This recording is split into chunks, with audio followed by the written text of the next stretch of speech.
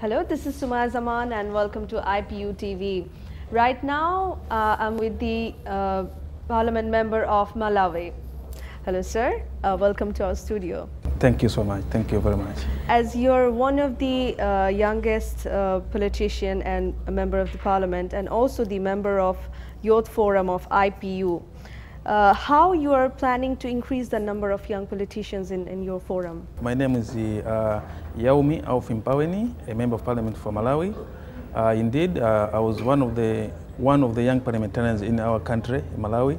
So it pleased our speaker, the Speaker Richard Musoya, to ensure that maybe I should also join the IPU where there is a forum for young parliamentarians. So as one of the young parliamentarians, it's like I'm a pioneer for my fellow youth in my country. So with coming in of me into the IPU assembly, so it is encouraging so many youths that they should join politics, as well as they should make sure that our fellow young parliamentarians, even those who are not parliamentarians yet, but we should encourage them to join politics so that maybe in the future we can increase the membership in the IPU. So to me, I feel like it's a privilege and honor that I'm representing the youth in this committee. I would like to know about SDG goals that you have been discussing in the assembly.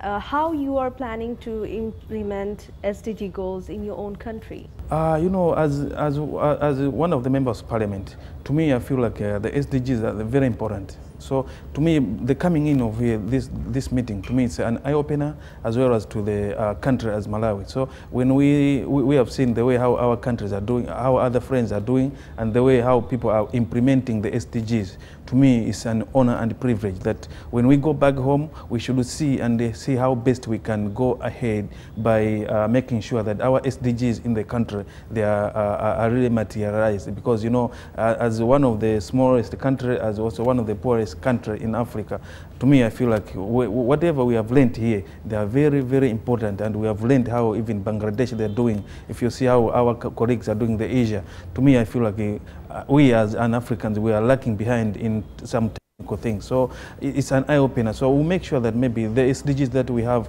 and we ensure that maybe those that we have learned, they should be really implemented. Because there are some other time, the leadership that we have sometimes in Africa, that's what makes us to fail to implement some SDGs. Because the problem is that when someone is being elected into the president, after 5 years or after 10 years, someone comes in. So for it to continuation of those programs, that's what makes our SDGs not to go well. But to us, I think as members of parliament, we have got the role, and it's our obligation to ensure that the continuity of the program that has been laid out is very, very important as to what we have seen, the way our colleagues are doing here in Bangladesh. About the gender equality? About the gender equality, let's say in parliament, we have got about maybe 30% of the women.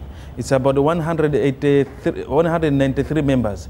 35, they are out of 193 members of parliament. Out of that 193, 35 they are women. So yeah, that's a huge number. At least we are moving towards it. But to me, this election has made the decrease a little bit of the, because last term that we had, because to me this is my second term. So this term there is a little bit of a decrease. So there is that campaign that is called the 50-50 campaign that we want maybe to have 50 men and 50 women. So that's what we are going towards that. But at the same time, we ensure that we should have the youth. They should be available in those areas. We make sure that the youth, they should join politics, and they should also make sure that as we are the leaders of tomorrow as well as today. So we ensure that the young politicians, they should come in.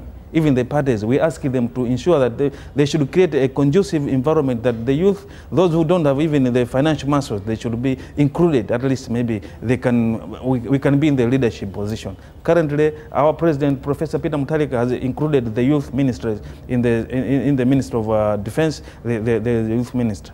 In our parliament, the second deputy speaker is a woman. So we are moving towards that. We are trying our best.